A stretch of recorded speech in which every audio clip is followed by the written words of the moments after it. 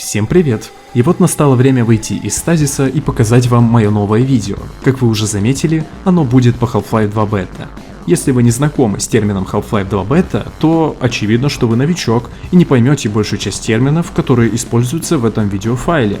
Поэтому приглашаю на свой канал посмотреть старые ролики.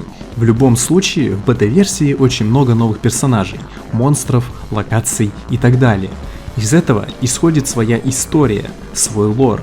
И именно в этом видео мы разберем один из тех сюжетов, который принято называть старым. Вещает Ghost, и мы начинаем.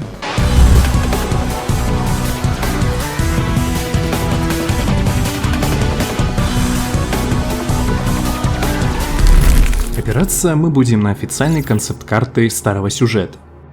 Так же, как и в начале Half-Life 2, с нами заводил разговор Джимен, который немного рассказывал о том, что произошло в период отсутствия Гордона Фримана.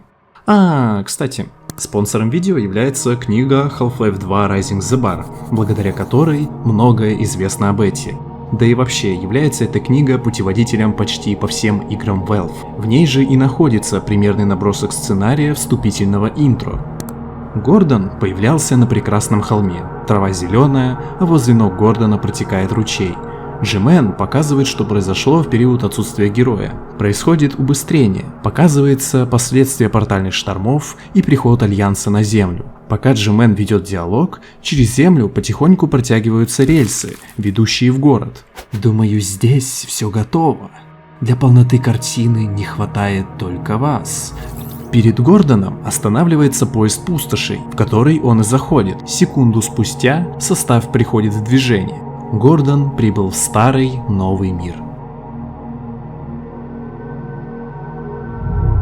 В отличие от оригинала, в бете поездка на поезде была намного дольше. Мы могли увидеть пустошь, высушенное море, хундаев и булсквидов. А также герой мог увидеть Гаргантюа, который атаковал еще один поезд и погибал от сильного кулака Альянса.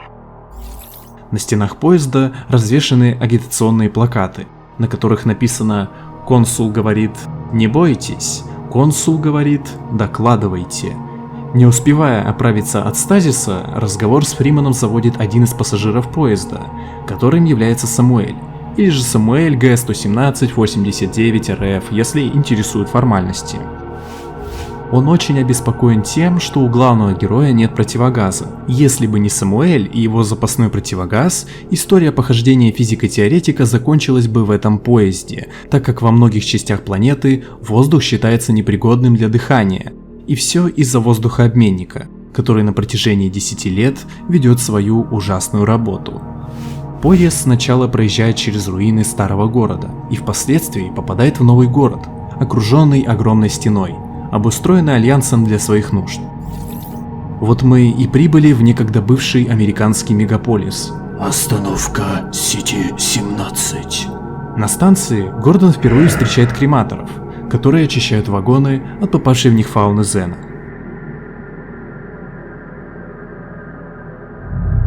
Похождение Гордона на вокзале долго не продлевается, и он попадает в индустриальные районы Сити-17. В этой части города звучит постоянный шум. Почти все люди заняты работой на заводах, включая детей, которые собирают головы крематоров. Также Гордон может увидеть капсулы с вортигонтами, энергия которых используется на благо Альянса. Фриман выходит на главную улицу, где располагается консул Каст, с которого консул ведет свою пропаганду.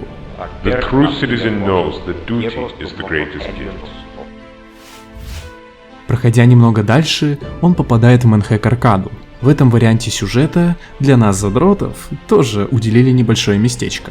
Зал забит огромным количеством автоматов с горящей надписью на мониторе «Хэкмен», за которыми сидят подростки и их родители, играющие в одну замечательную игру, где игроку приходится управлять Манхэком и убивать противников режима. Вроде бы обычная агитка Альянса, скажете вы, вот только Манхэки настоящие, как и люди. Жители не знают об этом, помогая Альянсу, даже не вступая в ряды ГО. Наблюдая за всем этим безобразием, Фримана отвлекает сотрудник ГО. «У нас мало времени, Фриман. Иди на север и найди старую радиовышку. Я встречу тебя там». Послушав своего сомнительного друга, Гордон отправляется на радиовышку под звуки кислотного дождя.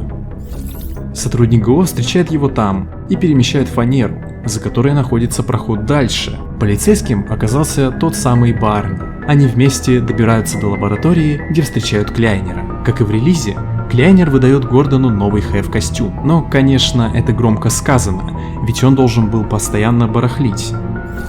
И вот старые друзья решаются угнать автобус и скрыться за стенами Сити-17. Барни обманом угоняет автобус.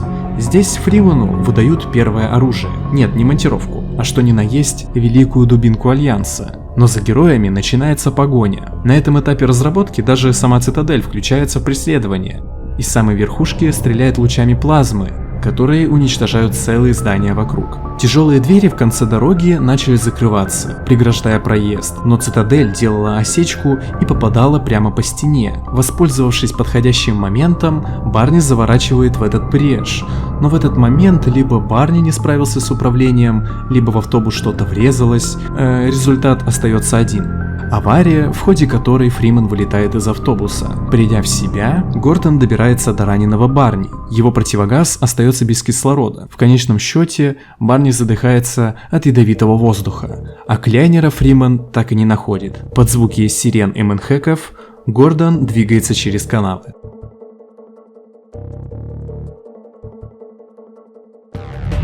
В дальнейшем Фримен набредает на небольшую общину жителей за пределами Сити-17, и скорее всего они дают направление на базу Илая. Дальнейшей преградой для Гордона становится огромный заброшенный карьер, небольшой городок, построенный при нем. В этом городе по виду нет ни одной живой души, если не считать огромное количество зомби, заполонивших город. Если некоторые из вас не догадались, то это первый прототип Рейвенхольма. На данном этапе разработки еще не было всем известного Григория, но был обезумевший житель, который передвигался по крышам и обкидывал зомби коктейлями Молотова. Он являлся единственным, кто хоть как-то мог помочь Фримену. В дальнейшем Фримен прорывается через пещеры муравьиных львов и попадает в убежище Илая Максвелла. Да, вы не ослышались. Раньше пещеры муравьиных львов должны были появиться во второй части, но появились лишь в будущих эпизодах. На этом этапе игры Фримен по плану должен был встретиться с самим королем муравьиных львов.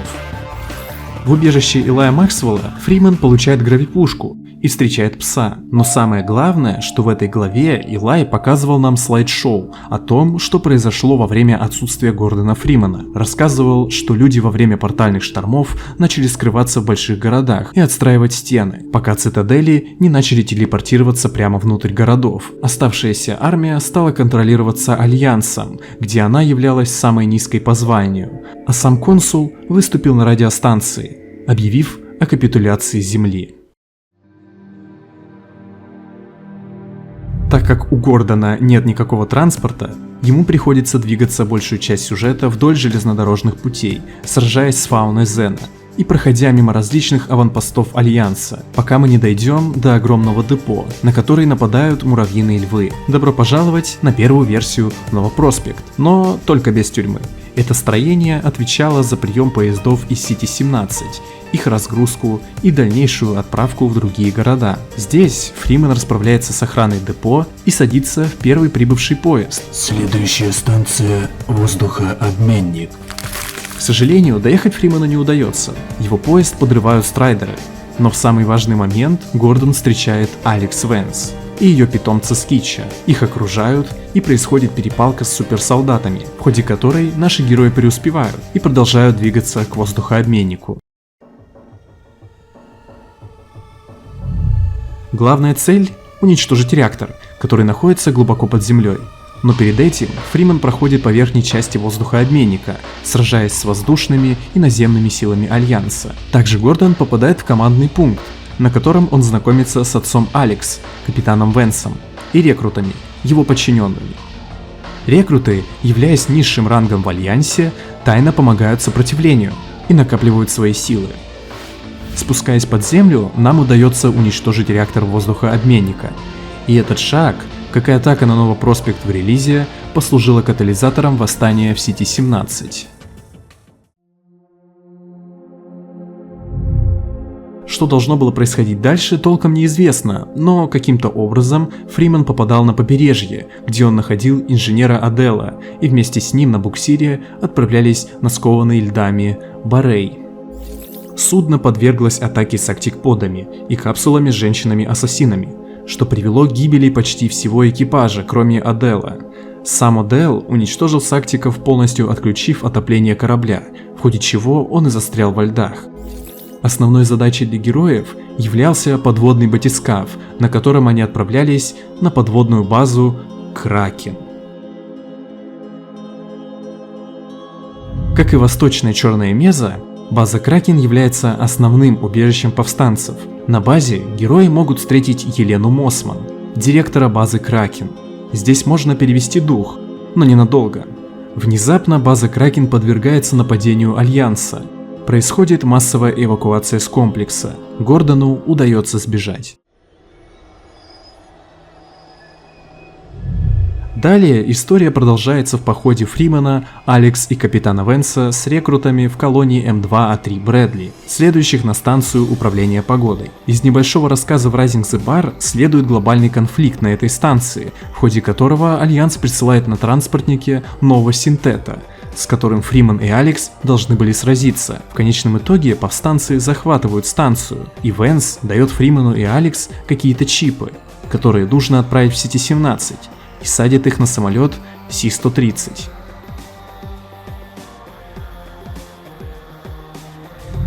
Пролетая над городом, что-то подбивает самолет, и герои терпят крушение на одном из небоскребов. Алекс схватывает Альянс, а Гордон выбирается из небоскреба, присоединяясь к возникшему в городе восстанию. Гордон поначалу сражается на крышах зданий, а после попадает на улицу, где помогает рекрутам со снайпером. Фриман доходит до штаб-квартиры капитана Венса и проходит через внутренние ворота. Путь к цитадели уже близок. Во внутреннем городе преобладает архитектура Альянса. Похоже, что эта часть города была предоставлена приближенным Альянса, таким как консул. Прямо рядом расположена цитадель, в которую Гордон и направляется. Известно, что главный герой добирался до цитадели и встречался лицом к лицу с великим консулом и Еленой Мосман, которая оказалась предателем и держала в заложниках Алекс. Неизвестно как, но Гордон побеждал консула. Наверное, из-за того, что он был слишком старый. На этом история и заканчивалась. Таков был сюжет Half-Life 2 Beta в конце 2001 года. Разумеется, это была концепция, ведь на протяжении всего рассказа присутствуют недоработки. К сожалению или к счастью, мы так и не увидим полностью завершенный сюжет Half-Life 2 Beta. А что думаете вы по старому сюжету Half-Life 2? Пишите свое мнение в комментариях. Те личности, которых заинтересовал мой ролик, могут подписаться на мой канал и мою группу ВКонтакте. Если есть возможность пожертвовать кредиты в фонд Альянса, приглашаю на Donation Alert или Patreon. Вещал все так же Гост. Ах блин, похоже опять в Стадис.